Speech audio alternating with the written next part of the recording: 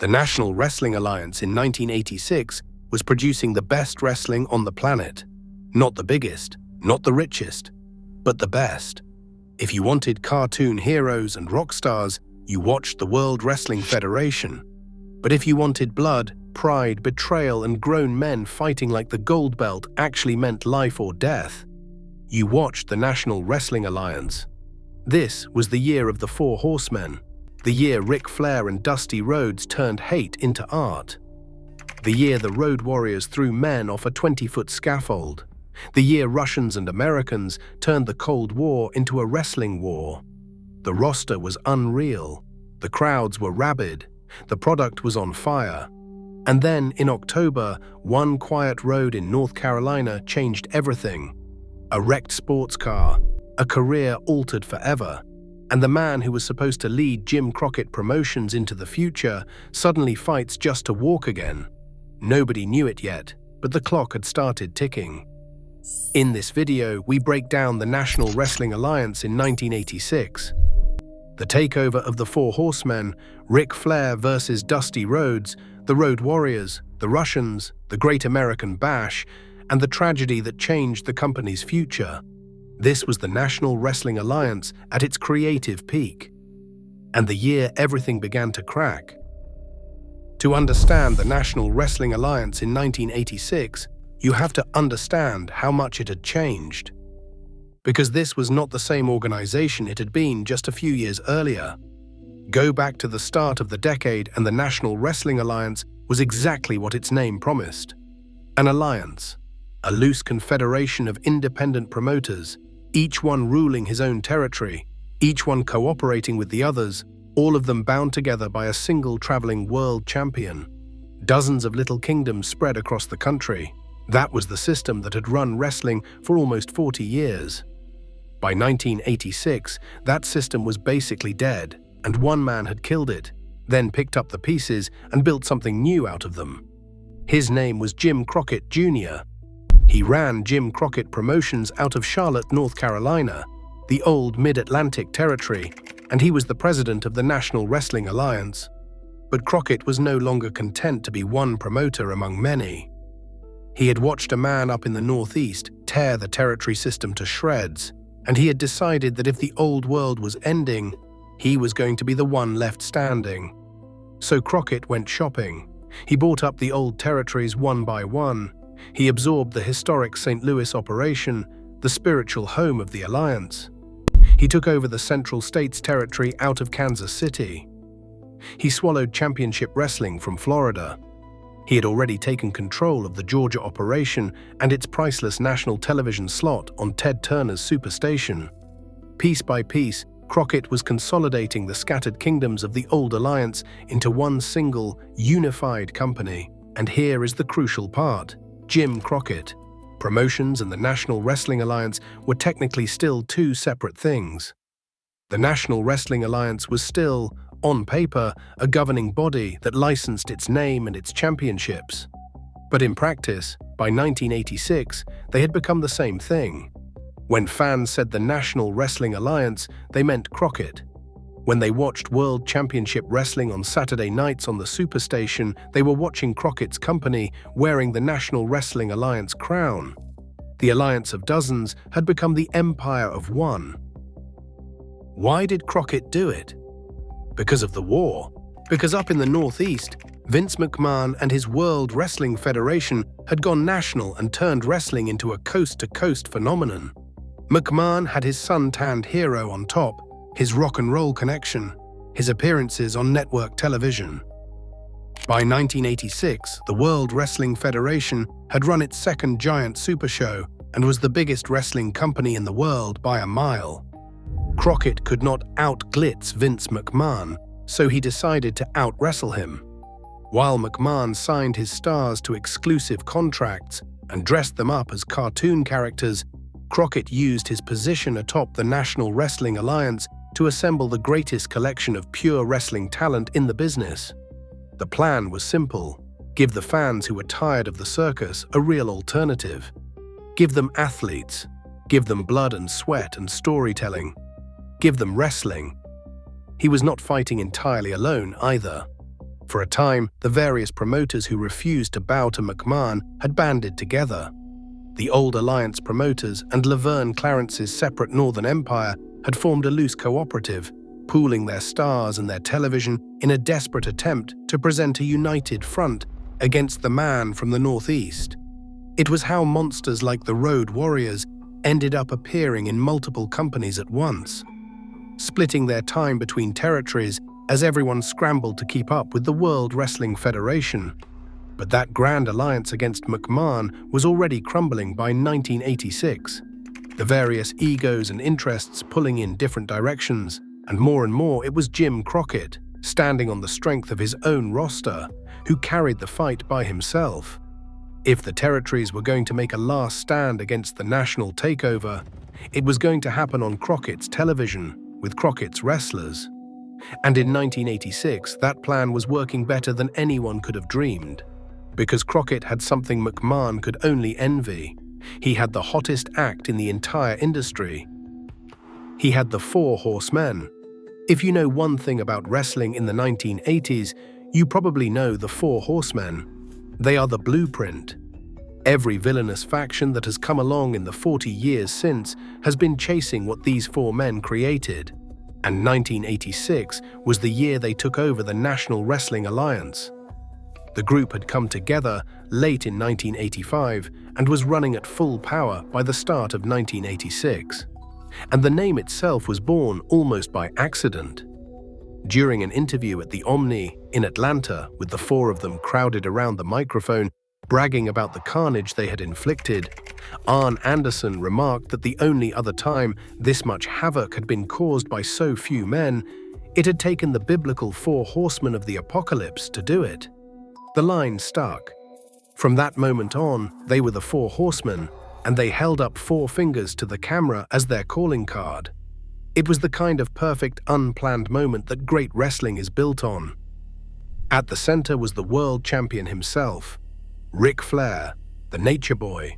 Bleached blonde hair, $1,000 robes, a Rolex on his wrist, and a limousine at the curb. He was the greatest in-ring performer alive, a man who could have a classic match with anybody, and he had the microphone skills to back it all up. Flair was the sun the entire group orbited around. Beside him stood the Anderson brothers, Arn and Ole. They claimed to be Flair's cousins, and together the three of them called themselves the Minnesota Wrecking Crew when they teamed in the ring. Arn Anderson was the enforcer, one of the most respected hands in the business, a man who could make anything look devastating. Ole was the grizzled veteran, the meanest and surliest member of the group, a man who seemed to genuinely hate everyone he looked at. And then there was Tully Blanchard, a second-generation star, intense and arrogant, the perfect complement to Flair. When the Flair and Dusty feud needed a rest, Blanchard was right there to pick up the slack, a top-level talent in his own right who could carry the load whenever the group needed him to. Guiding all four of them was their manager and financial advisor, James J. Dillon. A quiet, calculating presence in a suit, Dillon was the man who handled the business, set up the schemes and put the money on the line. Whenever there was a bounty to be offered or a stipulation to be arranged, J.J. Dillon was the one pulling the strings. What made the Horsemen special was not just that they were great wrestlers, though they were. It was that they lived the gimmick. They told the world they were the elite, that they flew in private jets and drank the finest champagne and dated the most beautiful women. And then they went out and acted exactly like it. They strutted. They bragged. They held up four fingers and dared anyone to challenge them. And crucially, they backed it up. At various points in 1986, the Four Horsemen held nearly every major championship in the company at the same time. The world title, the television title, the tag titles. They did not just claim to run the National Wrestling Alliance. They actually ran it. And they did not win by being fair. The Horsemen ruled by numbers and by violence. They had announced themselves to the world in the autumn of 1985 by ambushing Dusty Rhodes in a parking lot and breaking his ankle. Over the months that followed, they broke Dusty's hand. They broke the nose of young Ricky Morton. They damaged the neck of a Russian strongman. Anyone who got too close to the Horsemen got hurt. That was the deal. That was the threat. The fans hated them with a white-hot passion, which, in wrestling, is the same thing as love. The Four Horsemen were the most hated men in the business, and they sold out every building they walked into, because everyone in the Carolinas and Georgia wanted nothing more than to see somebody, anybody, finally wipe the smirks off their faces. And one man wanted it more than anybody else. One man had been chasing Ric Flair and that world title for what felt like a lifetime. The people's champion, the American dream, Dusty Rhodes. The rivalry between Ric Flair and Dusty Rhodes was the beating heart of the National Wrestling Alliance in 1986, and it was a study in opposites. Flair was the limousine-riding, jet-flying, kiss-stealing son of privilege. Dusty Rhodes was the son of a plumber from Texas, a big, soft-bodied, lisping everyman who did not look like a movie star and did not move like an athlete, but who could grab a microphone and make an entire arena believe he was speaking directly to their souls. Dusty was more than just the top babyface, he was also the booker, the man who wrote the television, who designed the storylines, who decided who went over and who went under. He had a genius for understanding what the common man wanted to see, and what the common man wanted to see more than anything was Dusty Rhodes taking that gold belt off of Ric Flair and the Four Horsemen. He had given that frustration a voice in one of the most famous interviews in the history of the business. After the Horseman broke his ankle, Dusty Rhodes sat down and cut a promo that became known forever as Hard Times. He spoke not as a wrestler, but as a working man. He talked about the textile worker who got laid off, the man with too much month at the end of his money, the families struggling to get by. And he told them that he was one of them, that he knew hard times, and that Ric Flair, the jet-flying, limousine-riding, diamond-wearing champion, represented every privileged man who had ever kept the common people down. It was raw, it was real, and it turned the chase for the world title into something far bigger than a wrestling match. It became a war between the haves and the have-nots. That was the genius of Dusty Rhodes. So that was the chase. All year long, in town after town, Dusty Rhodes pursued Ric Flair and the World Championship. And all year long, the Horsemen found ways to keep it just out of his reach. A distraction here, a cheap shot there. The numbers game. A crooked finish. Time after time, Dusty would get Flair beaten, would have his hand on the prize, and time after time, it would slip away through some piece of Horseman treachery. You saw it perfectly at the first Crockett Cup in the spring. Flair and Dusty went at it with the title on the line, and just when it looked like the dream might do it, the referee got bumped. Flair grabbed Dusty's protective boot and used it as a weapon, and the whole thing collapsed into chaos and a disqualification that left Flair still holding the belt. Dusty got his revenge with the boot, but he did not get the title. He never seemed to get the title. Until one night in the summer, he finally did. It happened on the Great American Bash Tour in Greensboro on the 26th of July, inside a steel cage. By this point, Ric Flair had been the world champion for more than 2 years, an incredible run that had lasted, as the legend goes, 2 years, 2 months, and 2 days. And on that night, in that cage, Dusty Rhodes finally beat him. The American Dream was the world champion. The building came unglued. The common man had his hero on top of the mountain at last. It did not last. This was the National Wrestling Alliance, and the National Wrestling Alliance always protected its franchise. Within about 2 weeks, Ric Flair took the championship right back. The dream was over almost as soon as it began. But for those 2 weeks, Dusty Rhodes had stood on top of the wrestling world, and the chase had paid off, even if only for a moment. That was the magic of the Flair and Dusty feud. The hero almost never won, but the almost was so good that the fans kept coming back, year after year, hoping that this time would be different.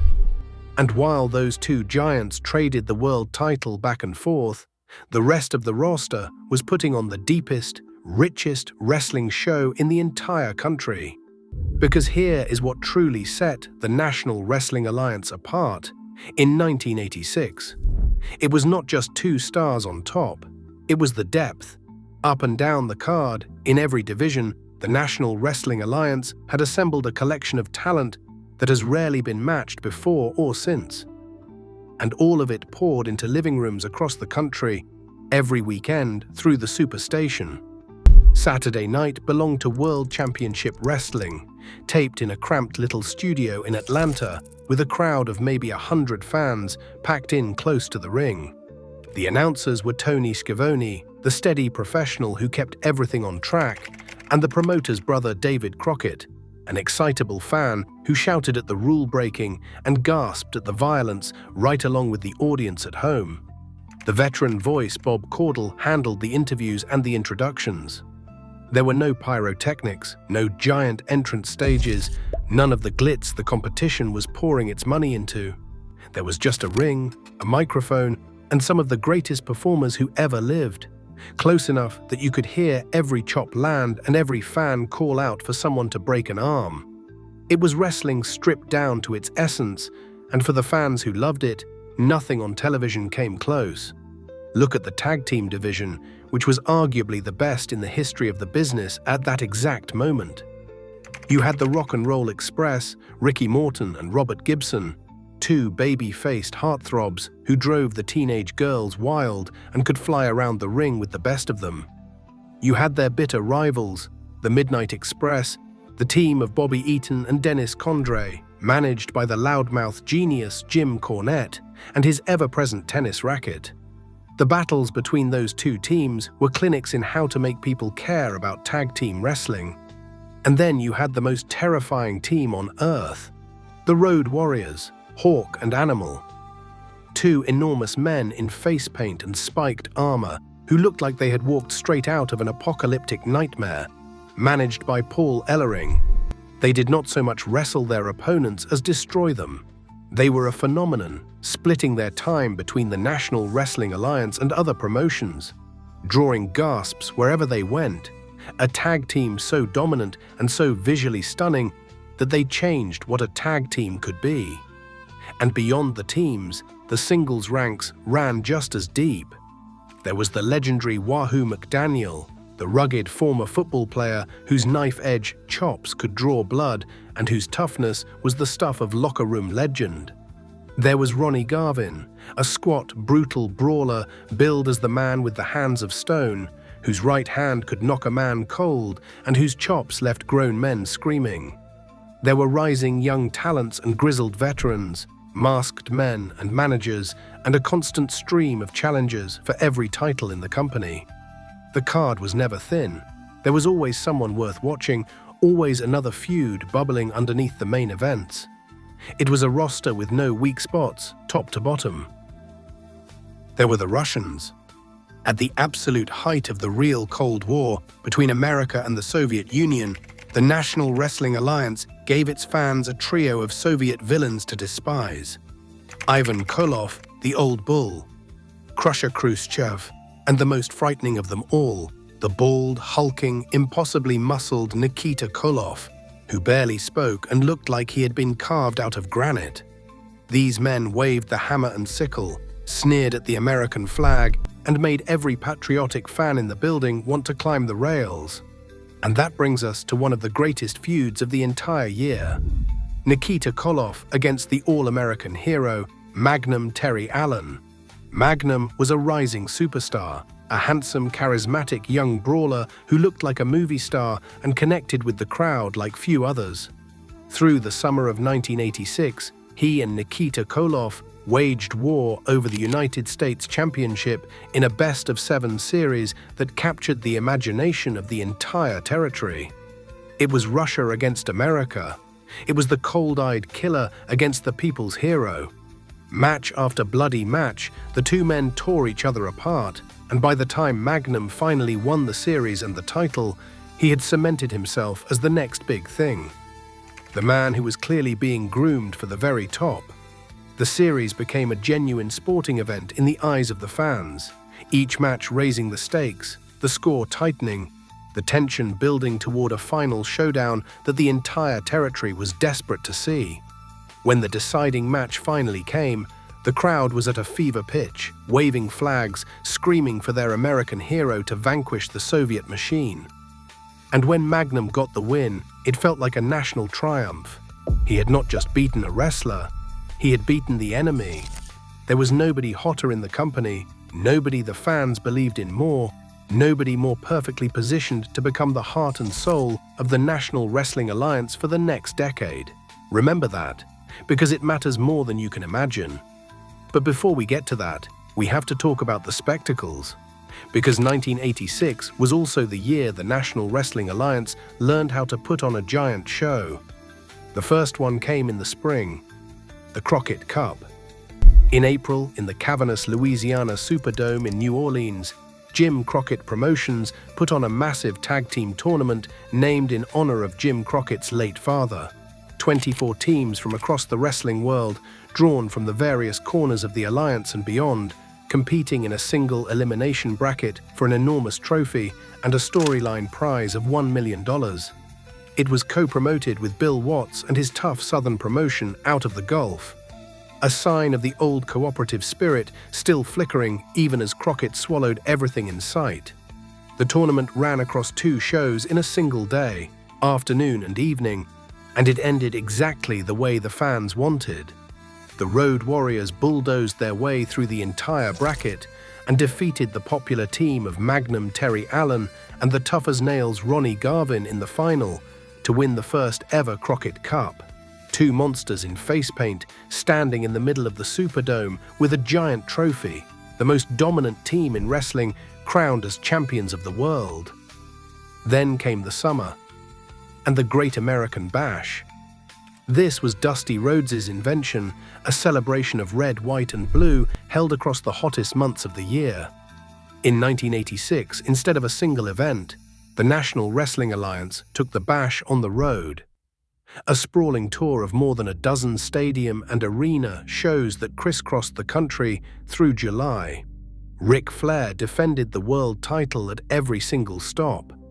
The Magnum and Nikita war raged across the tour. The Road Warriors battled the Russians in chain matches. It was wrestling as a traveling festival, a celebration of everything the company did well, and the fans turned out in droves. The National Wrestling Alliance was on fire. The product was the best in the business, the stars were over, the buildings were full, and the future looked impossibly bright. Magnum T.A was being set up to take the torch from Ric Flair and become the new face of the company. Everything was falling perfectly into place. And then, on an October afternoon, everything fell apart. On the 14th of October, 1986, Magnum T.A was driving his Porsche through the rain in Charlotte, North Carolina. He lost control. The car left the road and slammed into a utility pole. The impact was catastrophic. Magnum suffered severe spinal injuries. For a time, he was paralyzed. He was 27 years old, the brightest young star in the company. The man who was supposed to lead the National Wrestling Alliance into its next golden age. And in an instant, his wrestling career was over. Forever. It is impossible to overstate what this meant. Magnum T.A was not just a popular wrestler, he was the plan. He was the chosen one, the man the entire company was being built around. The wrestler who was scheduled to take the World Championship from Ric Flair at the biggest show of the year and become the new standard-bearer. In a single rainy afternoon, all of that vanished. The future the National Wrestling Alliance had been carefully constructing was gone. The locker room was devastated. These were his friends, his colleagues, the men he traveled the roads with, and they had nearly lost him entirely. Ric Flair has spoken many times over the years about how badly the accident hurt everyone, about visiting his friend and rival in the hospital, about the grief that hung over the entire promotion. This was not a storyline. This was a young man's life and career destroyed in the blink of an eye. And the company, brutal business that it was, had to keep moving. The biggest show of the year was just weeks away, and the man who was supposed to headline it would never wrestle again. So the National Wrestling Alliance made a decision that would have seemed impossible just a month earlier. They turned the Russian into a hero. For years, Nikita Koloff had been one of the most hated villains in the company, a sneering symbol of the Soviet enemy.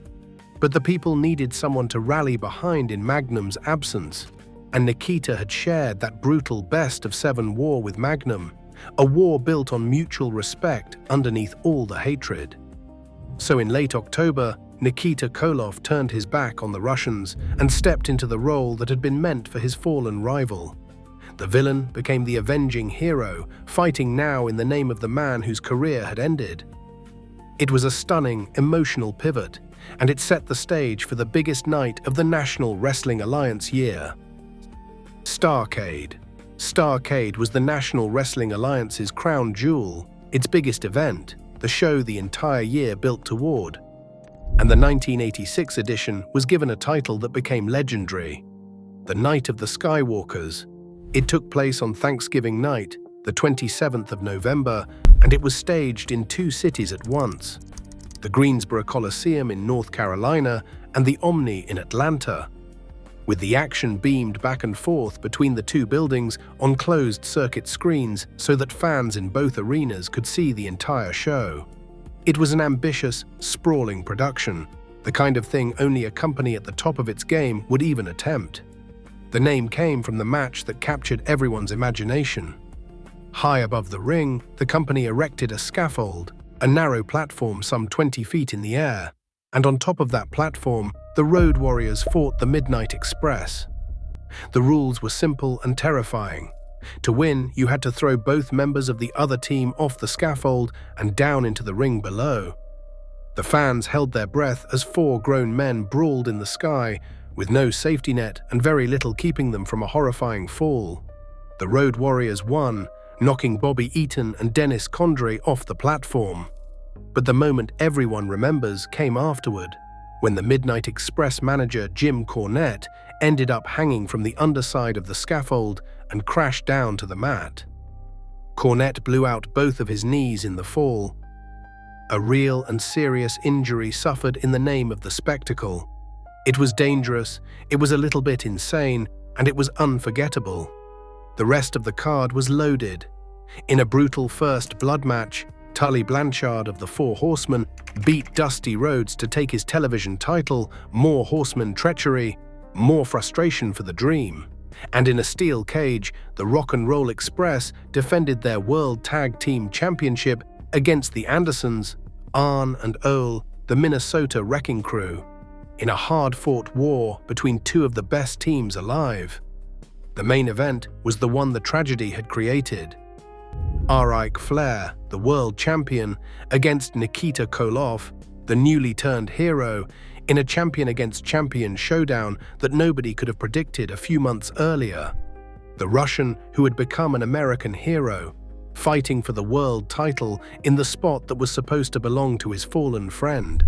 The 2 men tore into each other. Flair bleeding, Nikita powering forward on raw emotion and strength. Until the whole thing collapsed into a double disqualification, Flair kept the belt.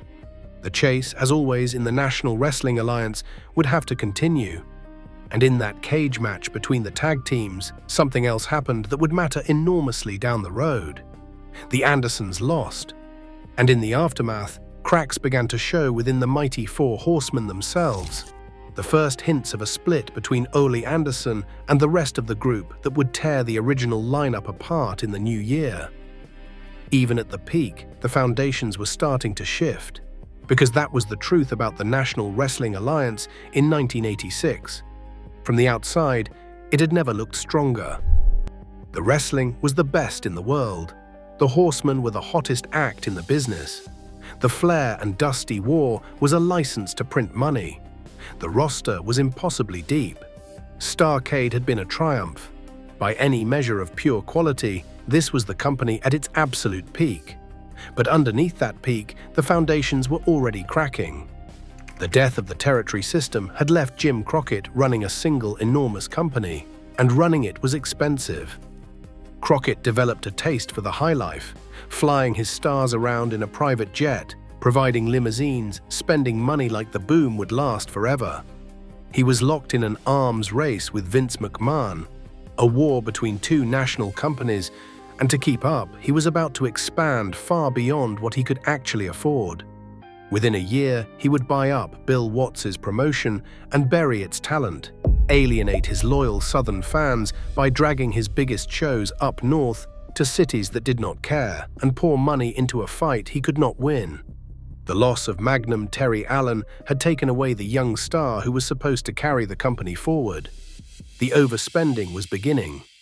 The overexpansion was coming, and the World Wrestling Federation was not slowing down. Within 2 years, Jim Crockett Promotions would be drowning in debt and would be sold off to Ted Turner, transformed into the company that would eventually be known as World Championship Wrestling. The National Wrestling Alliance, as a real force in the wrestling business, was living on borrowed time. But none of that had happened yet. In 1986, the wheels were still turning. The Horsemen were still strutting.